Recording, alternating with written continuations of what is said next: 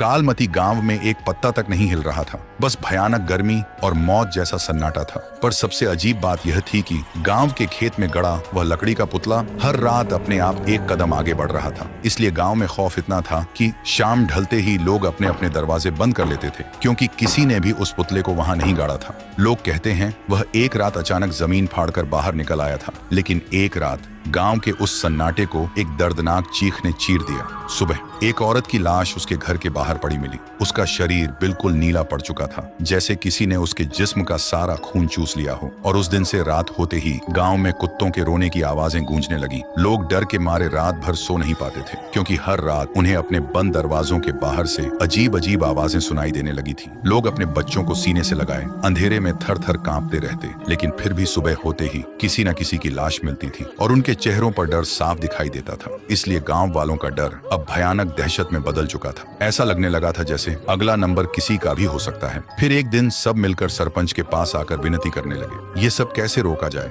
गांव वालों की दहशत देखकर सरपंच ने आखिरकार रात में एक तांत्रिक को बुलाया। तांत्रिक ने आते ही महसूस किया जैसे किसी ने वहां की हवा से जिंदगी ही निचोड़ ली हो। फिर वह अपनी आंखें बंद करता है और देखता है कि कुछ वक्त पहले चांदनी नाम की लड़की अपनी बीमार माँ के लिए रात के अंधेरे में दूसरे गांव से वैद्य को बुलाने जा रही थी। लेकिन कुछ दूर जाते ही उसके सामने सरपंच का बेटा आया और उसके साथ दरिंदगी की। फिर उसे मारकर खेत में फेंक दिया। उधर बेटी के इंतजार में बीमार माँ ने भी तड़प कर दम तोड़ दिया। लेकिन चांदनी की आत्मा बदले की आग में उस खेत में रखे उस पुतले में कैद हो गई थी और तब से वह पूरे गांव को मिटा देना चाहती है। यह नजारा देखकर तांत्रिक की रूह कांप उठी। फिर उसने गांव वालों के सामने सारा सच बता दिया। सच सुनते ही सरपंच का सिर शर्म के मारे झुक गया। अगली सुबह गांव वालों की भीड़ उस खेत के किनारे खड़ी थी। भीड़ के आगे सरपंच था और उसके पैरों में गिड़गिड़ाता हुआ उसका अपना बेटा। सरपंच की आंखों में आंसू थे, पर हाथ में एक कुल्हाड़ी थी। तभी उसने एक झटके में अपने ही बेटे का सिर धड़ से अलग कर दिया। खून के छींटे सीधा उस पुतले पर जा गिरे और सरपंच घुटनों के बल जमीन पर गिरकर रोते हुए बोला,